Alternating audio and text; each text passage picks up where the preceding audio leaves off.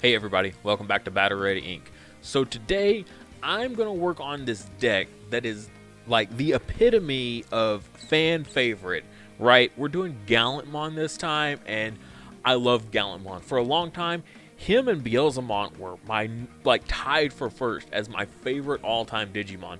Not until just recently that balance kind of tipped just a little bit to drop them down into the second and third spots, but still way up there. And I know this is a huge fan favorite, so I definitely wanted to cover it. Just my take on how to run the deck. It's a little different from how other people run it.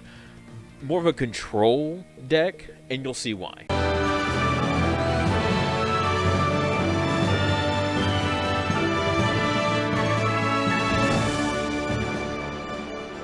Okay, so starting off, the foundation of this is a control deck. And what I mean by control is basically we want to stop the opponent from doing basically anything. By every time they attack, I want to punish them for leaving their Digimon suspended, right? No matter what I have on board, I want to be able to clear what they have. If they leave something unsuspended, I want to make sure that I've got a Gaia Force in my hand ready to go for leaving themselves open to any possibility. So how do we go about doing that? If you'll notice right off the bat, my eggs are way different from normal eggs that you see for like an Omnimon strategy or even necessarily a War Greymon strategy. This is mostly focusing on running the Yokomon instead, because when you attack an opponent's Digimon, this Digimon gets 1000 DP for the turn.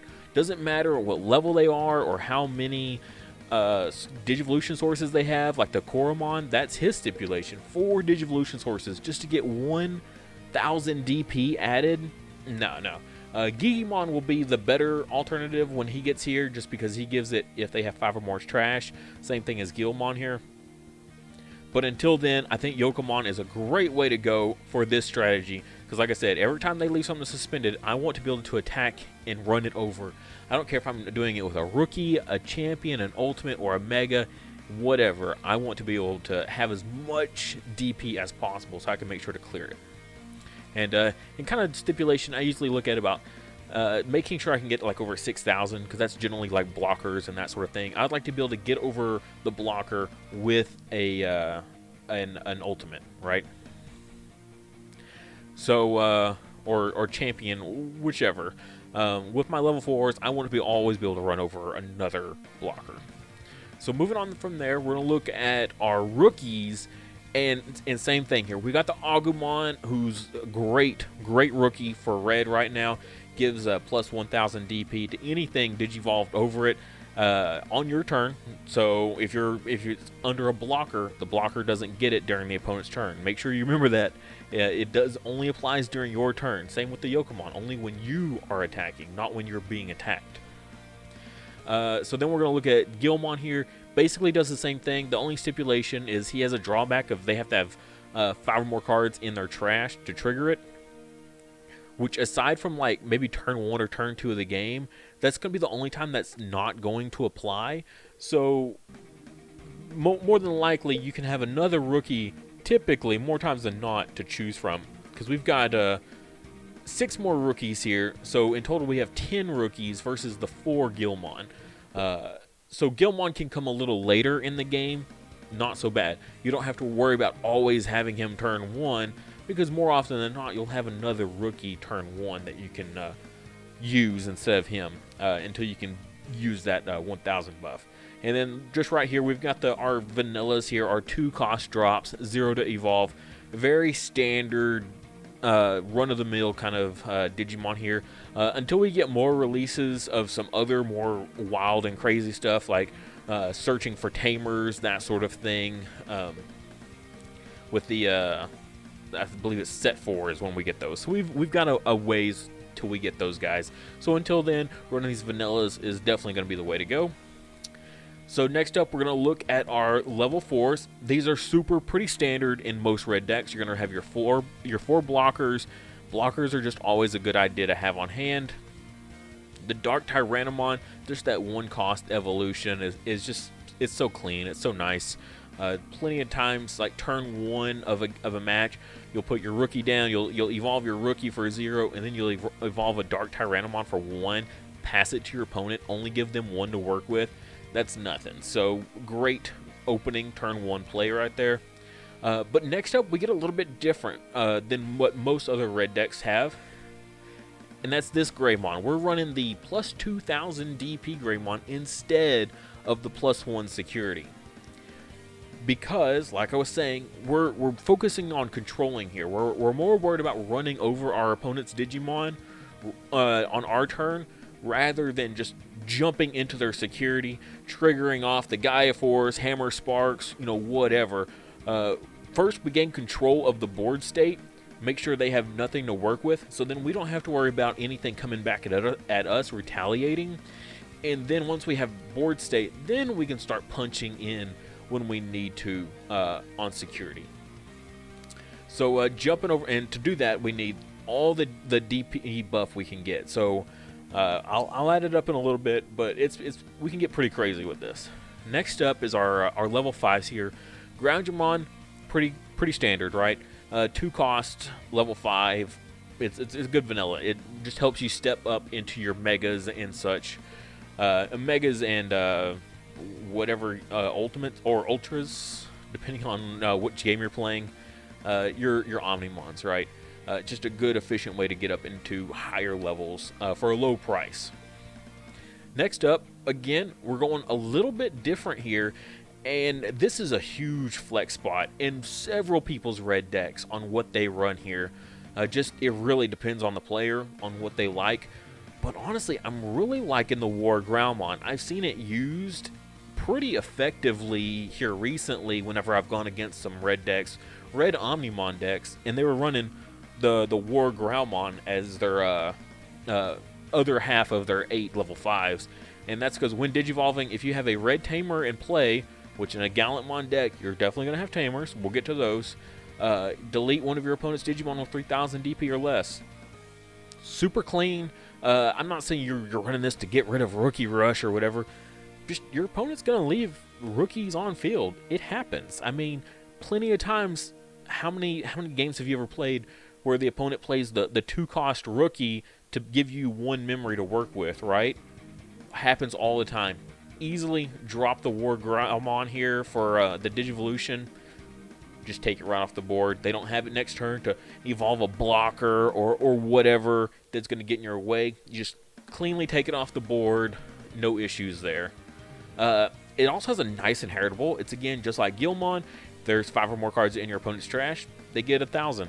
So that's another way we can get another 1,000 DPs. We're getting 2 effects out of this 1 Digimon for Digivolving. We don't have to have some crazy on-play effect that's like 7 memory. No, it's just a 3 cost. You're going to run a 3 cost level 5 anyways. So might as well get 2 benefits out of it. So I really like War Gallantmon for that. 8,000 DP. Yeah, it's no Metal Tyrannomon 10,000. But look what all the other stuff we're running.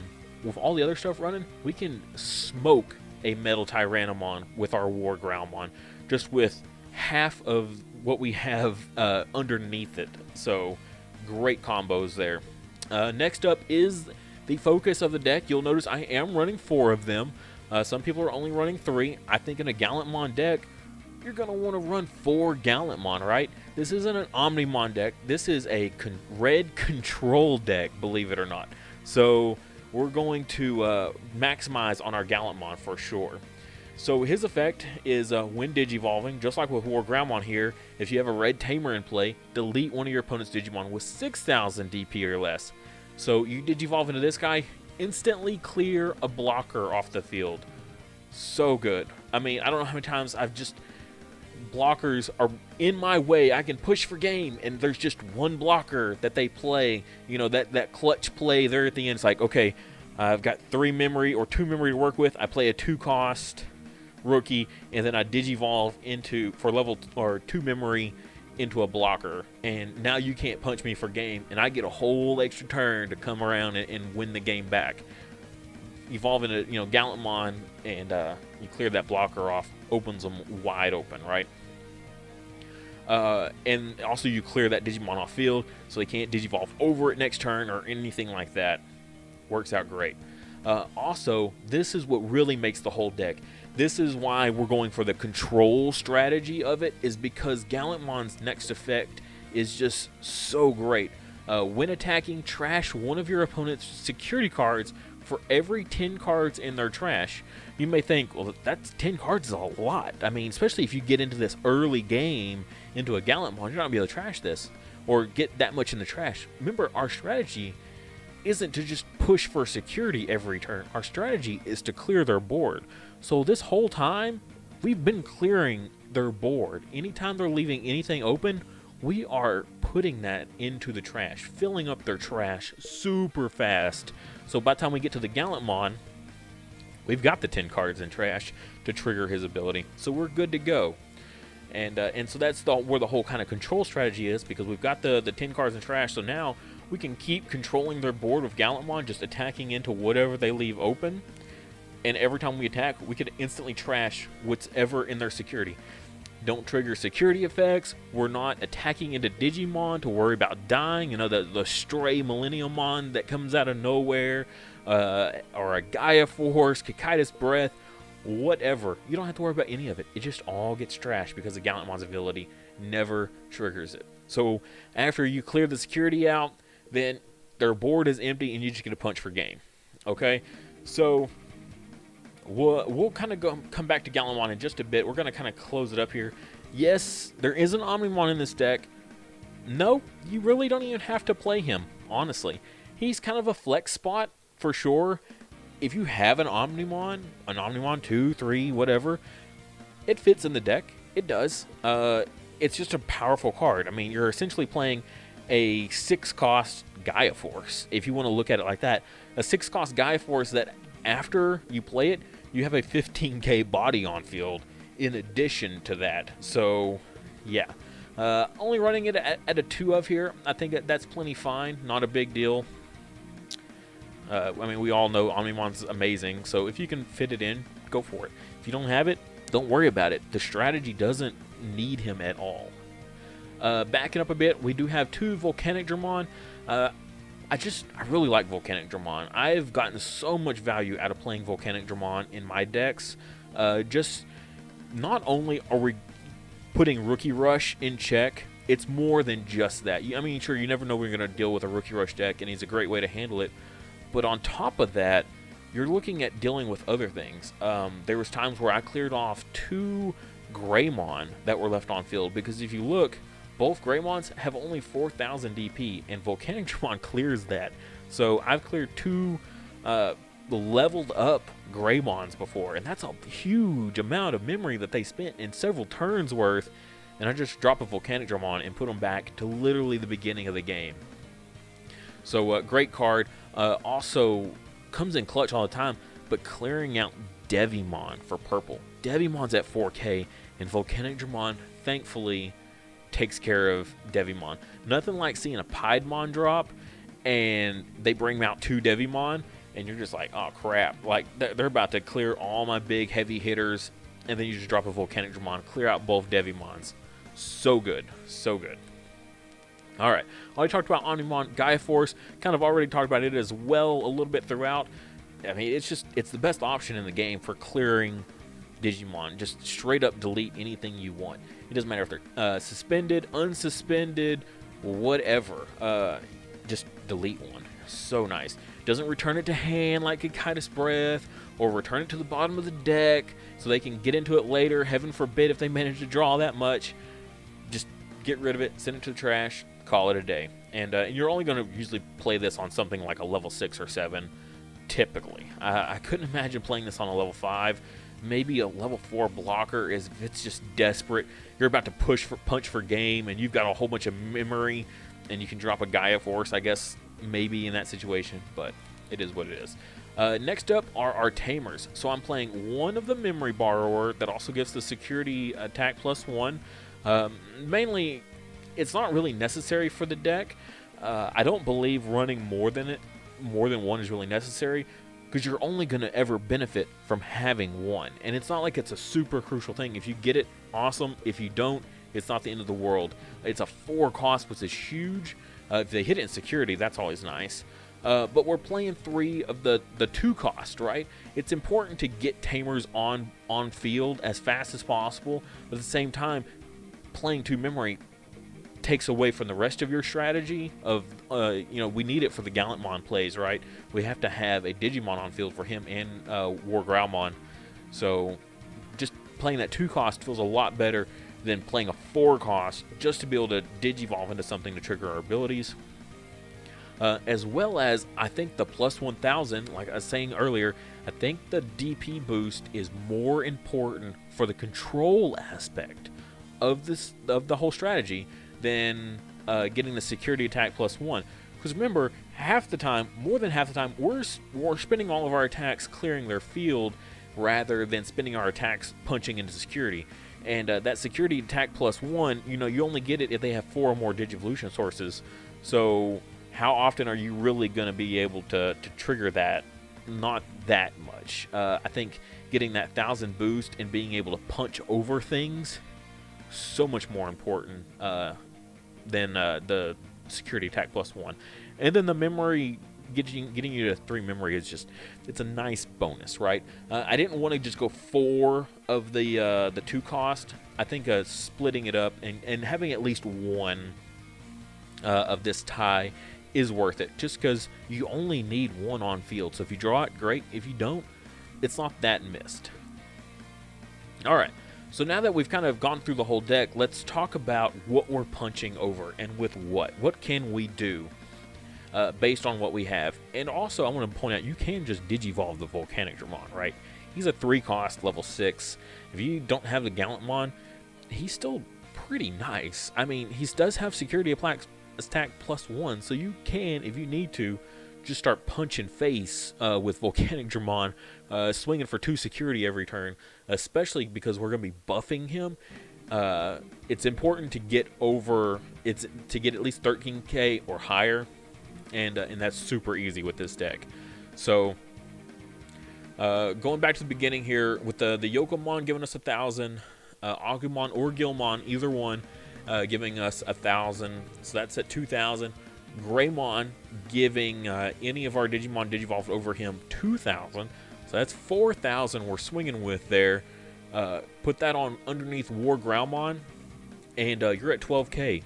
You're matching every level 6 in the game. You play a single Tai Kamiya, and you're punching over all those vanilla level 6s. The Plessimons, the Phoenixmons, the Boltmons, all those that you always see out there randomly, and they just get left on the field. Punish them with your level 5. Easy. Only a 3 cost evolution, so there's a good chance you can still probably get an attack in after you Digivolve into it. He's sitting at 13k. Easy. Punch over most things in the game with 13k. Even attacking into security with War Growlmon, you don't feel that bad about it, because literally the only things that he can't punch over with 13k is going to be an Omnimon or a Millenniummon. And I mean, the probability, it can happen. It can happen. I've been there. I've done it. But the probability is a lot lower of actually that happening, rather than if you're only at 12k, the probability of losing it then goes up exponentially, because you have to worry about all those level 6s running into all of those guys. Now, jumping up into Gallantmon, same thing here. And then you can also tack on the War Growlmon potentially. We're sitting at plus 5,000, plus 6,000 potentially. You don't really need plus 6,000. You only need plus 5,000, and you have nothing to worry about when attacking into security. Doesn't matter, even if you're playing against another Omnimon deck, because at that point 16,000 crushes the 15,000 of Omnimon. If you're not playing against an Omnimon deck, or red or blue, you don't even really need it. And again, you're not necessarily going to be attacking into security. If they have it on field, you know what you're attacking into. You're easily clearing all level 6s. The second Gallantmon comes into play, there's no chance that you don't have some sort of buff underneath him. You need at least 2,000 to clear all those level 6s. between the your both actually, because at this point you're triggering Koromon, both eggs, right? You've got 2 different rookies that are the majority of your rookies. Over half your rookies are giving you 1,000. A third of your champions here are giving you 2,000. So just 1 Greymon gets you there. War Growlmon also, I mean, and then your tamers on top of it. If you don't have at least 2,000 DP on field by the time you get to Gallantmon, you're not playing the deck right, or you're just having abysmal luck. I don't know what to tell you, but it shouldn't be possible to get a Gallantmon out on field and for him not to have at least 13,000 DP, so you can punch over any level 6. And so that's your goal here, is just punch with Gallantmon, use his other effect to clear out the trash. So by the time or clear out their security, by the time they have no security, their field's probably pretty empty too, and you can just punch for game just like that. It's pretty easy. And that's the overall deck. I hope you guys like this. I think it's a super fun deck. It doesn't have to be necessarily meta. You can drop the Omnimons, and the deck instantly becomes way more affordable, pretty easy. The Gallantmons aren't that expensive. As far as super rares go, they're about mid-range. I think they're like, what, 15 bucks or something like that. They're not bad though. As far as super rares go, there are much worse super rares to need for a deck. Most people aren't even running Gallantmon in a full meta deck, so you can pick them up pretty easily. And then a lot of this other stuff is commons. I mean, commons, or it comes in the starter deck, so pretty easy. The Yokomon is a rare, but most people aren't playing Yokomon, so you can get Yokomon for a very affordable price right now. So yeah, kind of actually a budget red deck at the same time as being an awesome Gallantmon deck. Thank you guys so much for watching. If you enjoyed this video, please support the channel in any way you can. Just liking the video or subscribing is a huge help. And if you really want to support the channel, consider checking out my Patreon. There's a link in the description below for it. You can get access to my Discord server as well as some other cool incentives. Also, check out my official merch store. There's a link in the description below for my Teespring account. You get access to all my cool merch that I've got on there, as well as some other cool stuff, cool phone cases, that sort of thing. But like I said, any kind of support is always appreciated. Just simply liking the video can go a very long way for me. So thank you guys so much for watching, and I'll see you next time.